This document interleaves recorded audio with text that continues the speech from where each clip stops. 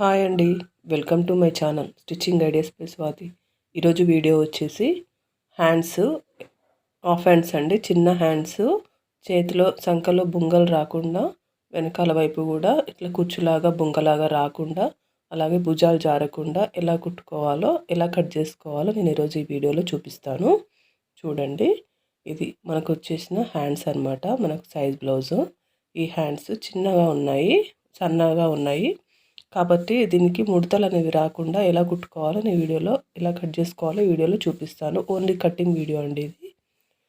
ఇలా ఫోల్డింగ్ చేసుకున్న తర్వాత 4 మడతలు వేసుకున్నాం కదా బ్లౌజ్ని, పీస్ని ఇలా 4 మడతలు వేసుకున్న తర్వాత ఈ విధంగా మనకు ఎక్స్ట్రాస్ ఉంటాయి కదా, క్లాత్ అనేది మనం ఆల్రెడీ పిండేసి కట్ చేసుకున్న క్లాత్ కదా, ఎక్స్ట్రాస్ అనేవి ఈ విధంగా కట్ చేసుకోండి. మార్కింగ్ పెట్టుకొని ఈ విధంగా కట్ చేసుకోండి. అప్పుడు ఒక లేవల్గా వస్తుంది అనమాట క్లాత్ అనేది. ఈ మాత్రం క్లాత్ అనేది వేస్ట్ అవుతుంది, అయినా పర్లేదు కానీ ఎక్స్ట్రాస్ అనేవి ఉండొద్దు కదా, ఎక్కువ తక్కువలు అనేది ఉండొద్దు కదా, అందుకే నీట్గా కట్ చేసుకోండి. ఇప్పుడు మనకు ఇచ్చిన సైజ్ బ్లౌజ్ ఉంది కదా, దాని హ్యాండ్స్ సైజ్ మెజర్మెంట్ తీసుకుందాం. ఈ విధంగా షోల్డర్ దగ్గర నుంచి పట్టుకొని ఈ హైట్ అనేది ఇలా కొలుచుకోండి. ఈ విధంగా 5 ఉందండి, పాదొక్క 5 వరకు ఉంది మనకి. దాన్ని మనము ఖర్చులకి తీసుకొని పెట్టుకోవాలన్నమాట. 5 ఉంది కదా, మనం 6 తీసుకుందాం. ఈ విధంగా 5 పైన కుట్లలకి కింద కుట్లలకి పోతుంది కదా క్లాత్ అనేది, అది మైండ్లో పెట్టుకోవాలి ఎప్పుడైనా మనము. ఈ విధంగా లైన్ గీసుకున్నారు కదా, లైన్ గీసుకున్న తర్వాత ఈ కింది నుంచి తీసుకోవాలి హైట్ అనేది. చంక కింది భాగం ఉంటుంది కదా హ్యాండ్ కింద, ఆ హైట్ అనేది తీసుకోండి.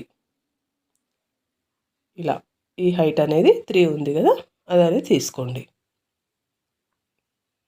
ఈ విధంగా మార్కింగ్ అయితే పెట్టుకోండి. ఇలా ఇలా కింది నుంచి తీసుకోవడం వల్ల ఏంటంటే చాలా బెనిఫిట్స్ ఉంటాయండి. మన హ్యాండ్ అనేది పర్ఫెక్ట్గా కుదురుతుంది. ఇక్కడ షోల్డర్ అనేది 1.5 అనేది లైన్ గీసుకోండి. లైన్ గీసుకున్న తర్వాత అక్కడ 3 తీసుకున్నారు కదా, అటువైపు కూడా 3 అనేది మార్కింగ్ పెట్టుకొని ఒక లైన్ అనేది గీసుకోండి. ఈ విధంగా గీసుకున్న తర్వాత ఇప్పుడు హ్యాండ్ లూజ్ అనేది మనకు కావాలి. ఈ హ్యాండ్ లూజ్ అనేది ఈ విధంగా తీసుకోండి. ఎంత వచ్చింది? 6 వచ్చింది.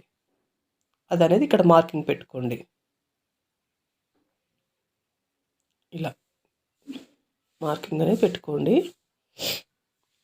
మార్కింగ్ అనేది కరెక్ట్గా పెట్టండి, పాయింట్ టు పాయింట్. ఇప్పుడు చంకలో లూజ్ అనేది ఈ విధంగా తీసుకోండి. ఇలా చంకల లూజ్ అనేది ఈ విధంగా తీసుకోండి. ఎంత వచ్చింది? మనకు ఒక 7 వచ్చింది అనమాట. దాన్ని ఈ విధంగా మార్కింగ్ పెట్టుకోండి. దీన్ని కలపండి, ఈ లైన్ ఆ లైన్ కలపండి. మనకు హ్యాండ్ లూజు చంక లూజు వచ్చేసాయి. ఇప్పుడు దాన్ని హ్యాండ్కి కలపండి. ఇప్పుడు మన హ్యాండ్ సైజ్ తీసుకున్నాం కదా, దానికి కలపండి. ఒకవేళ మీకు ఇబ్బంది అనిపిస్తే ఇట్లా టేప్ పట్టుకొని ఇట్లా ఒక లైన్ లాగా గీసుకోండి. ఈ విధంగా గీసుకున్నారంటే మనకు హ్యాండ్ షేప్ వచ్చేసినట్టే అనమాట.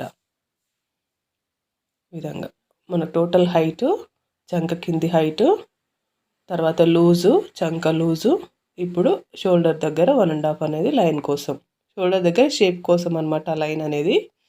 ఇది కొంచెం అతుకు పడుతుంది మనకి, ఆ తర్వాత వేసుకోవచ్చు. ఈ విధంగా వస్తుంది కటింగ్ అయితే, ఈ విధంగా వస్తుంది అనమాట. చాలా సింపుల్ కటింగ్ అనమాట ఇది. ఈజీ, కొత్త వాళ్ళు ఈజీగా నేర్చుకోవడానికని చూపిస్తున్నాను. మనకి ఇప్పుడు 2 మొత్తం టోటల్గా లెక్క అనేది సరిపోయిందనమాట. కింద లూజు, పైన చంక లూజు, అలాగే కింద లూజు అనేది మొత్తం తేలిపోయింది. ఇప్పుడు మనము ఫ్రంట్ సైడ్ వచ్చే భాగానికి లోత్ అనేది తీసుకుందాం. ఈ విధంగా లోత్ అనేది చూసుకోండి. అటువైపు ఇటువైపు వదిలిపెట్టేసి ఖర్చుకి 1.5 ఈ విధంగా ఉన్న దాంట్లో హాఫ్ అనేది ఇక్కడ మార్కింగ్ పెట్టుకోండి. పెట్టుకొని ఒక 3/4 ఇంచ్ వరకు లోతు తీసుకోవాలన్నమాట. కొంతమంది భయపడి 1/2 ఇంచ్ తీసుకుంటారు, అలా కాదు, 3/4 ఇంచ్ తీసుకోండి. ఒక తక్కువ తీసుకుంటే ఏంటంటే అప్పుడే చంకలో ముడతలు అనేది వస్తుందన్నమాట. మన ముందల సైడు చాలామంది బ్లౌజ్ వేసుకున్నప్పుడు చూస్తారు కదా, చంకలో ముడతలాగా వస్తుంది. ఇది దానికి కారణం ఇదే అనమాట. దానికి తగ్గట్టుగా 3/4 ఇంచ్ తీసుకోండి. అప్పుడు మనకు కరెక్ట్గా చంకలో ముడతలేదు రాకుండా కుచ్చులాగా క్లాత్ కనిపించకుండా నీట్గా ఉంటుంది. దానికి ఈ విధంగా మార్కింగ్ చేసుకోండి. మార్కింగ్ చేసుకుంటే ఏంటంటే కుట్టేటప్పుడు మనకు అది ఫ్రంట్ సైడ్ వేసుకోవాలని చెప్పేసి మనకు ఒక గుర్తుంటుందన్నమాట. ఇదేమో షోల్డర్ మార్కింగ్ అనమాట. ఈ విధంగా అర్థమైంది కదా హ్యాండ్స్ ఎలా కట్ చేసుకోవాలో. చాలా సింపుల్ అండ్ ఈజీ పద్ధతి అండి. ఈ విధంగా కట్ చేసుకోండి. మనకు త్వరగా అర్థమవుతుంది అనమాట. కొత్తగా నేర్చుకునే వాళ్ళకి పెద్దగా కన్ఫ్యూజన్ లేకుండా ఈజీగా తొందరగా అర్థమవుతుంది. ఇప్పుడు దీనికి దానికి చీర క్లాత్ ఉంది కదా, దానికి ఈ విధంగా పెట్టేసి కుట్టేయండి, కట్ చేయండి. ఇది మనకు చీర క్లాత్ కూడా చాలా అతుకు పడుతుందండి. నేను అది ఎలా తీసుకోవాలో నేను వీడియోలో చూపిస్తాను. కుట్టే వీడియో రేపు పెడతాను. అందులో కుట్టడం ఎలాగో నేర్చుకోండి. ఇంత తక్కువైందనమాట మనకు క్లాత్ చూస్తున్నారు కదా. మనకేంటంటే మళ్ళీ ప్యాచ్ ఇచ్చాడు కదా వాడు, ఆ ప్యాచ్ అనేది మనకు డిజైన్ రావడం కోసం అని చెప్పేసి ఇలాగే తీసుకోవాలన్నమాట. లేదంటే ఆ ప్యాచ్ అయినా మొత్తం పీకేసి వేరే దగ్గర కుట్టుకోవాలి. ఇంకా అంతెందుకులే, ఇక ప్యాచ్ పీకితే మళ్ళీ అది చిరిగిపోతుందని చెప్పేసి నేను ఈ విధంగా బ్లౌజ్ కతుకులు అయితే వేద్దామని నిర్ణయించుకున్నాను. అందుకే ఈ విధంగా కట్ చేసి పెట్టుకున్నాను అనమాట.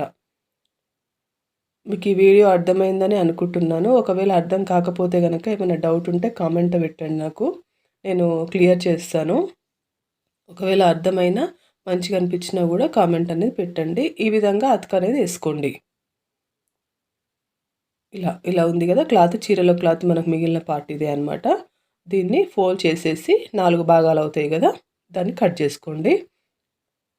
ఈ విధంగా ఇలా కట్ చేసుకొని పెట్టుకున్నారంటే మనకు అతుకులు అనేవి సరిపోతాయి అనమాట. ఇంకా బ్లౌజ్కి ఇంకా వేరే క్లాత్ ఏం పట్టదుగా.